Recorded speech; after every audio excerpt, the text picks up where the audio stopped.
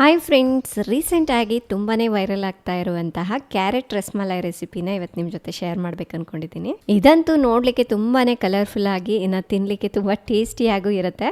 ತಡ ಮಾಡದೆ ಈ ರೆಸಿಪಿನ ಹೇಗೆ ಮಾಡೋದು ಅಂತ ನೋಡೋಣವಾ. ನಾನಿಲ್ಲಿ 2 ಗಜರಿ ತಗೊಂಡಿದ್ದೀನಿ ಈ ಸೈಜಿಂದು. ಇದನ್ನು ಕೆಂಪು ಕ್ಯಾರೆಟ್ ಅಂತಲೂ ಕೂಡ ಕರೀತಾರೆ. ಇವೆರಡು ಸುಮಾರಾಗಿ ಒಂದು ಅರ್ಧ kg ಅಷ್ಟಿದೆ.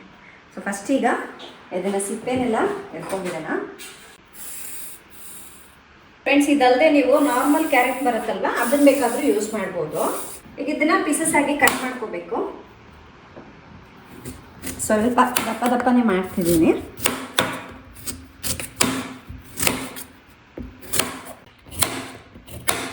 ಇದನ್ನೆಲ್ಲ ಒಂದು ಮಿಕ್ಸಿ ಜಾರ್ಗೆ ಹಾಕೊಳ್ಳೋಣ. 2 ಏಲಕ್ಕಿ ಹಾಕ್ತಾ ಇದ್ದೀನಿ.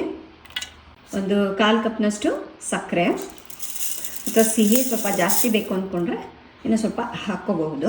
ಒಂದು ಅರ್ಧ ಕಪ್ನಷ್ಟು ಹಾಲು ಹಾಕ್ತಾ ಇದ್ದೀನಿ. ಇದನ್ನು ಆದಷ್ಟು ನುಣ್ಣಗೆ ರುಬ್ಕೊಂಬರ್ತೀನಿ. ನೋಡಿ, ಈ ಥರ ಪೇಸ್ಟ್ ಥರ ರುಬ್ಕೋಬೇಕು. ಸೈಡಿಗೆ ಇಟ್ಕೊಳ್ಳೋಣ. ಫ್ರೆಂಡ್ಸ್, ಈಗ ಒಂದು ಬೌಲ್ಗೆ ಸ್ವಲ್ಪ ಕೇಸರಿನ ಹಾಕ್ಕೊಳ್ತಾ ಇದ್ದೀನಿ. ಒಂದಿಷ್ಟೇ ಇಷ್ಟು ಹಾಕ್ಕೋಬೇಕು. ಆಮೇಲೆ ಒಂದು ಅರ್ಧ ಕಪ್ನಷ್ಟು ಹಾಲನ್ನ ಹಾಕ್ಕೋಬೇಕು. ಇದನ್ನು ಮಿಕ್ಸ್ ಮಾಡಿಕೊಂಡು ಸೈಡಿಗೆ ಇಟ್ಕೊಂಡ್ಬಿಡೋಣ. ಈಗ ಒಂದು ಪ್ಯಾನ್ಗೆ 1-2 ಟೇಬಲ್ ಸ್ಪೂನಷ್ಟು ತುಪ್ಪನ ಹಾಕ್ಕೊಳ್ತಾ ಇದ್ದೀನಿ. ತುಪ್ಪಕ್ಕಾದ್ಮೇಲೆ ರುಬ್ಬಿರುವಂತಹ ಕ್ಯಾರೆಟ್ ಹಾಕ್ಕೋಬೇಕು. ಹಾಲಿನ ಕ್ವಾಂಟಿಟಿ ಜಾಸ್ತಿ ಕೂಡ ಹಾಕಬಾರ್ದು. ಜಾಸ್ತಿ ಹಾಕಿದ್ರೆ ತುಂಬ ಹೊತ್ತು ಕುದಿಸ್ಬೇಕಾಗತ್ತೆ. ಇದನ್ನು ಈ ರೀತಿ ಒಂದು 3 ನಿಮಿಷ ಮಿಕ್ಸ್ ಮಾಡ್ತಾ ಬೇಯಿಸ್ಕೋಬೇಕು. ಸ್ವಲ್ಪ ಕುದಿಸೋದೆ, ಸ್ವಲ್ಪ ಗಟ್ಟಿಯಾಗಿದೆ ಅಲ್ವಾ, ಒಂದು 3-4 ನಿಮಿಷ ಕುದಿಸ್ಕೊಂಡ್ರೆ ಸಾಕು. ಈಗ ಇದಕ್ಕೆ ರವೆನ ಹಾಕ್ಕೊಳ್ಳೋಣ. ನಾನಿಲ್ಲಿ ಸಣ್ಣ ರವೆ ತೊಗೊಂಡಿದ್ದೀನಿ. ಇದು ಬೊಂಬೈ ರವೆ ಅಂತ ಹೇಳ್ತಾರಲ್ವ, ಅದಿದು. ಸೊ ಇದನ್ನು ಹಾಕ್ಕೊಳ್ತಾ ಇದ್ದೀನಿ. ಒಂದು 3 ಟೇಬಲ್ ಸ್ಪೂನಷ್ಟು ಮಿಕ್ಸ್ ಮಾಡಿಕೊಂಡು ಇದನ್ನು 1-2 ನಿಮಿಷ ಹೀಗೆ ಬೇಯಿಸ್ಕೊಳ್ಳೋಣ. ಸೊ ಇದು ಏನಕ್ಕಪ್ಪ ಅಂದರೆ ಇದರಲ್ಲಿ ಕ್ಯಾರೆಟಲ್ಲಿ ನೀರಿನ ಅಂಶ ಇರುತ್ತಲ್ವ, ಅದೆಲ್ಲ ಚೆನ್ನಾಗಿ ಹೀರ್ಕೊಳ್ಳುತ್ತೆ, ಸ್ವಲ್ಪ ಗಟ್ಟಿ ಆಗುತ್ತೆ. ಆಮೇಲೆ ರವೆ ಹಾಕಿದ್ಮೇಲೆ ಕೂಡ ತುಂಬ ಹೊತ್ತು ಇದನ್ನು ಬೇಯಿಸಬಾರ್ದು. ಜಸ್ಟ್ ರವೆ ಅರಳಬೇಕು, ಅಷ್ಟು ಬೇಯಿಸ್ಕೊಂಡ್ರೆ ಸಾಕು. ಇದಕ್ಕೆ ಇನ್ನೂ 1 ಸ್ಪೂನಷ್ಟು ತುಪ್ಪನ ಹಾಕ್ತಾ ಇದ್ದೀನಿ. ಏಕೆಂದರೆ ತಳ ಅಂಟ್ತಾ ಇದೆ, ಇದು ತಳ ಅಂಟಬಾರ್ದು. ಸ್ವಲ್ಪ ತುಪ್ಪನ ಹಾಕಿ ಮಿಕ್ಸ್ ಮಾಡಿಕೊಂಡ್ರೆ ಸರಿ ಹೋಗುತ್ತೆ. ಫ್ರೆಂಡ್ಸ್, ನೋಡಿ, ಈ ರೀತಿ ಪ್ಯಾನ್ ಬಿಡೋವರೆಗೂ ಇದನ್ನು ಬೇಯಿಸ್ಕೋಬೇಕು. ಬೇಗನೆ ಆಗಿಬಿಡುತ್ತೆ. ಮತ್ತು ಇದಕ್ಕೆ ನೀರೇನು ಹಾಕಬಾರ್ದು, ಇಷ್ಟೇ. ಈಗ ಸ್ಟವ್ನ ಆಫ್ ಮಾಡ್ಕೊಂಡ್ಬಿಟ್ಟು ಇದು ಸ್ವಲ್ಪ ತಣ್ಣಗಾಗಬೇಕು. ಸ್ಟವ್ನ ಆಫ್ ಮಾಡಿಬಿಡೋಣ. ಫ್ರೆಂಡ್ಸ್, ಇದು ತಣ್ಣಗಾಗೋಷ್ಟೊತ್ತಿಗೆ ಹಾಲನ್ನ ಕಾಯಿಸ್ಕೊಳ್ಳೋಣ. ಒಂದು ಪಾತ್ರೆಗೆ ಒಂದು ಅರ್ಧ ಲೀಟರ್ನಷ್ಟು ಹಾಲನ್ನ ಹಾಕ್ತಿದ್ದೀನಿ. ಗಟ್ಟಿಯಾಗಿರುವಂಥ ಹಾಲನ್ನ ಬಳಸಿ ಚೆನ್ನಾಗಿ ಬರುತ್ತೆ. 1-2 ಟೀ ಸ್ಪೂನಷ್ಟು ಸಕ್ಕರೆ ಹಾಕೊಳ್ಳೋಣ. ಆವಾಗಲೇ ಕೇಸರಿ ಹಾಕಿ ನೆನೆಸಿಟ್ಟಿದ್ವಲ್ವ ಹಾಲನ್ನ, ಅದನ್ನು ಕೂಡ ಹಾಕೊಳ್ಳೋಣ. ಒಂದು ಬೌಲ್ಗೆ 1 ಟೇಬಲ್ ಸ್ಪೂನಷ್ಟು ಕಾರ್ನ್ ಫ್ಲೋರ್ನ ಹಾಕ್ಕೊಳ್ತಾ ಇದ್ದೀನಿ.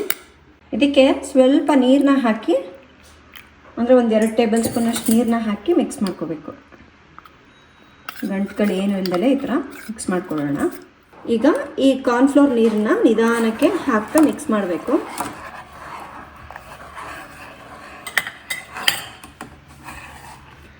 ಸೊ ನಮಗೆ ಸ್ವಲ್ಪ ನೋಡಿ, ಈ ಥರ ಥಿಕ್ನೆಸ್ ಬೇಕು ಅಂದರೆ ಹಾಕ್ಕೋಬೋದು, ಇಲ್ಲ ಬೇಡ ಅಂದ್ಕೊಂಡ್ರೆ ಸ್ಕಿಪ್ ಕೂಡ ಮಾಡ್ಬೋದು.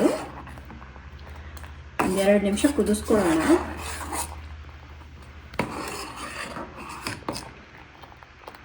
ಸ್ವಲ್ಪ ಕುದಿಸ್ಕೊಂಡ್ಮೇಲೆ ಈಗ ಇದಕ್ಕೆ ಏಲಕ್ಕಿ ಪುಡಿ ಹಾಕೊಳ್ಳೋಣ. ಆಮೇಲೆ 1-2 ಟೇಬಲ್ ಸ್ಪೂನಷ್ಟು ಪಿಸ್ತಾನ ಈ ಥರ ಸಣ್ಣಕ್ಕೆ ಕಟ್ ಮಾಡಿಕೊಂಡು ಹಾಕೋಬೇಕು. ಇದನ್ನು ಮಿಕ್ಸ್ ಮಾಡ್ಕೊಳ್ಳೋಣ.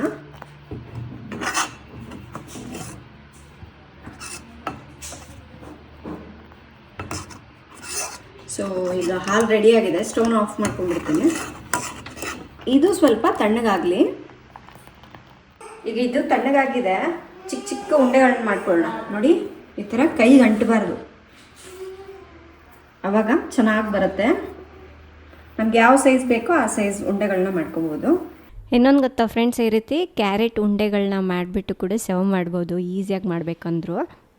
ನೋಡಿ, ಇದೇ ಥರ ಎಲ್ಲದನ್ನು ಉಂಡೆ ಮಾಡ್ಕೊಳ್ಳೋಣ. ಒಂದು ವೇಳೆ ಈ ಕುದಿಸಿರೋ ಕ್ಯಾರೆಟ್ ಸ್ವಲ್ಪ ಗಟ್ಟಿ ಆಯಿತು ಅಂತ ಅನ್ಸಿದ್ರೆ ಸ್ವಲ್ಪ ಹಾಲು ಹಾಕಿ ಮಿಕ್ಸ್ ಮಾಡ್ಕೊಳ್ಳಿ, ಸಾಫ್ಟಾಗೇ ಇರಬೇಕಾದಷ್ಟು. ಫ್ರೆಂಡ್ಸ್, ಈ ರೀತಿ ಉಂಡೆಗಳನ್ನ ರೆಡಿ ಮಾಡ್ಕೊಂಡಿದ್ದೀನಿ.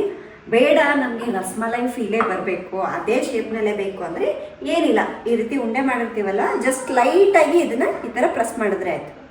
ಎಲ್ಲದನ್ನು ಈ ಥರ ಲೈಟಾಗಿ ಪ್ರೆಸ್ ಮಾಡಿಕೊಂಡು ರೆಡಿ ಮಾಡ್ಕೋಬೇಕು. ಫ್ರೆಂಡ್ಸ್, ಇನ್ನೊಂದು ನಿಮ್ಗೊಂದು ವೇಳೆ ಇಷ್ಟ ಆಯಿತು ಅಂದರೆ ಕಾರ್ನ್ ಫ್ಲೋರ್ ಬದಲಾಗಿ ನೀವು ಒಂದು ಅರ್ಧ ಕಪ್ನಷ್ಟು ಕಂಡೆನ್ಸ್ಡ್ ಮಿಲ್ಕನ್ನು ಆ್ಯಡ್ ಮಾಡ್ಕೋಬೋದು. ಬಟ್ ನಾನು ಹೈ ಕ್ಯಾಲರೀಸ್ ಆಗಿಬಿಡುತ್ತೆ ಅನ್ನೋದಕ್ಕೋಸ್ಕರ ಅದನ್ನು ಸ್ಕಿಪ್ ಮಾಡಿದ್ದೀನಿ. ಅದ್ರ ಬದಲಾಗಿ ಕಾರ್ನ್ ಫ್ಲೋರ್ನ ಯೂಸ್ ಮಾಡಿದ್ದೀನಿ. ಫ್ರೆಂಡ್ಸ್, ಈಗ ಇದನ್ನು ಒಂದೊಂದೇ ಹಾಲಿನಲ್ಲೇ ಹಾಕ್ಕೊಳ್ಳೋಣ. ಇದನ್ನು ಹಾಲಿನಲ್ಲಿ ಹಾಕಿದ್ಮೇಲೆ ಮತ್ತೆ ಕುದಿಸೋ ಅಗತ್ಯ ಏನಿಲ್ಲ. ಈಗ ನಿಧಾನಕ್ಕೆ ಇದನ್ನು ಮೇಲೆ ಕೆಳಗೆ ಮಾಡಬೇಕು. ಆಮೇಲೆ ಇದಕ್ಕೆ ನೀವು ಕಂಡೆನ್ಸ್ಡ್ ಮಿಲ್ಕನ್ನು ಯೂಸ್ ಮಾಡಿದ್ರೆ ಸಕ್ಕರೆ ಹಾಕೋ ಅಗತ್ಯ ಇಲ್ಲ. ಅದೇ ನೀವು ಕಾರ್ನ್ ಫ್ಲೋರ್ನ ಯೂಸ್ ಮಾಡಿದ್ರೆ ಸಕ್ಕರೆ ಹಾಕಬೇಕಾಗತ್ತೆ. ಸಿಹಿ ನೋಡಿಕೊಂಡು ಹಾಕ್ಕೊಳ್ಳಿ. ನಮ್ಮ ಮನೆಯಲ್ಲಿ ಸ್ವಲ್ಪ ಸಕ್ಕರೆ ಕಮ್ಮಿನೇ ಬಳಸೋದ್ರಿಂದ 1-2 ಸ್ಪೂನ್ ಹಾಕಿದ್ದೀನಿ ಅಷ್ಟೇ. ಫ್ರೆಂಡ್ಸ್, ಟೈಮ್ ಇತ್ತು ಅಂದರೆ ಇದನ್ನು ಒಂದು ಹಾಫ್ ಆನ್ ಅವರ್ ಫ್ರಿಜ್ನಲ್ಲಿ ಇಟ್ಬಿಟ್ಟು ಆನಂತರ ಸರ್ವ್ ಮಾಡ್ಬೋದು, ಅಥವಾ ಹಾಗೆ ಕೂಡ ಸರ್ವ್ ಮಾಡ್ಬೋದು. ತುಂಬ ರುಚಿಯಾಗಿರುತ್ತೆ. ನಾನೀಗ ಸರ್ವ್ ಮಾಡ್ತಾ ಇದ್ದೀನಿ. ನೋಡಿ, ನೋಡ್ತಾ ಇದ್ರೇ ಇಷ್ಟೊಂದು ಕಲರ್ಫುಲ್ ಆಗಿದೆ, ತಿನ್ನಬೇಕು ಅಂತ ಅನಿಸುತ್ತಲ್ವಾ. ಇನ್ನು ಈ ಸಮ್ಮರ್ಗೆ ಮಕ್ಕಳು ದಿಢೀರಂತ ಏನಾದರೂ ಕೇಳಿದ್ರು ಅಂದರೆ ಈ ಥರ ಮನೇಲಿರುವಂತಹ ವಸ್ತುಗಳನ್ನ ಬಳಸಿ ಮಾಡಿಕೊಡಿ, ಅವ್ರಿಗೂ ಇಷ್ಟ ಆಗತ್ತೆ. ಇದ್ರ ಮೇಲೆ ಸ್ವಲ್ಪ ಕಟ್ ಮಾಡಿರೋ ಪಿಸ್ತಾ ಮತ್ತು ರೋಸ್ ಪೆಟಲ್ಸನ್ನು ಹಾಕಿ ಸರ್ವ್ ಮಾಡಿ, ಚೆನ್ನಾಗಿರುತ್ತೆ. ಇನ್ನು ಮನೆಗೆ ಯಾರಾದರೂ ಗೆಸ್ಟ್ ಬಂದಿರ್ತಾರಲ್ವ, ಆವಾಗಲೂ ಕೂಡ ಈ ರೆಸಿಪಿನ ಮಾಡಿ ನೋಡಿ, ಚೆನ್ನಾಗಿರುತ್ತೆ. ಸೊ ಸೂಪರ್ ಆಗಿರೋಂತಹ ಕ್ಯಾರೆಟ್ ರಸ್ಮಲೈ ರೆಡಿ ಆಗಿದೆ. ಈಗ ಟೇಸ್ಟ್ ಮಾಡಿ ಹೇಳ್ತೀನಿ. ಇದು ನಮ್ಮ ಚಿನ್ನಿಮಗೆ ತುಂಬ ಇಷ್ಟ ಆಗುತ್ತೆ, ಯಾಕೆಂದರೆ ಅವಳು ಕ್ಯಾರೆಟ್ ತುಂಬ ಇಷ್ಟಪಟ್ಟು ತಿಂತಾಳೆ. ಅವಾಗವಾಗ ಅವಳಿಗೆ ಈ ರೀತಿ ಮಾಡಿಕೊಡ್ತಾ ಇರ್ತೀನಿ. ಫ್ರೆಂಡ್ಸ್, ಇನ್ನು ಟೇಸ್ಟ್ ಅಂತೂ ಸಖತ್ತಾಗಿದೆ. ಸೊ ಒಂದು ಕಡೆ ಕ್ಯಾರೆಟ್ ಹಲ್ವಾ ತಿಂದಿರೋ ಫೀಲು ಬರುತ್ತೆ, ಇನ್ನೊಂದು ಕಡೆ ರಸ್ಮಲೈ ತಿಂದಿರೋ ಫೀಲು ಬರುತ್ತೆ. ಹಾಗೆ ಜಾಸ್ತಿ ಸಿಹಿಯಾಗೂ ಇಲ್ಲ, ಆರಾಮಾಗಿ ತಿನ್ಬೋದು. ಸೊ ನೋಡಿದ್ರಲ್ವ ಫ್ರೆಂಡ್ಸ್, ಕ್ಯಾರೆಟನ್ನು ಬಳಸಿ ಮನೇಲಿ ಈಸಿಯಾಗಿ ಕ್ಯಾರೆಟ್ ರಸ್ಮಲೈ ಹೇಗೆ ಮಾಡೋದು ಅಂತ. ತುಂಬಾ ಟೇಸ್ಟಿಯಾಗಿದೆ. ಸೊ ಇನ್ನು ಈ ಸಮ್ಮರ್ಗೆ ಹೇಳಿ ಮಾಡಿಸಿದ ರೆಸಿಪಿ ಅಂತ ಹೇಳ್ಬೋದು. ಒಂದ್ಸಲ ಟ್ರೈ ಮಾಡಿ ನೋಡಿ, ಮನೇಲಿರೋರು ಎಲ್ಲರೂ ಇಷ್ಟಪಟ್ಟು ತಿಂತಾರೆ. ಸೊ ಇವತ್ತಿನ ಈ ರಸ್ಮಲೈ ರೆಸಿಪಿ ಇಷ್ಟ ಆಯಿತು ಅಂದರೆ ಪ್ಲೀಸ್ ಲೈಕ್ ಮಾಡಿ, ಶೇರ್ ಮಾಡಿ. ನಾಳೆ ಇನ್ನೊಂದು ಹೊಸ ರೆಸಿಪಿಯೊಂದಿಗೆ ಮತ್ತೆ ಸಿಗ್ತೀನಿ. ಅಲ್ಲಿವರೆಗೂ ಟೇಕ್ ಕೇರ್, ಬಾಯ್.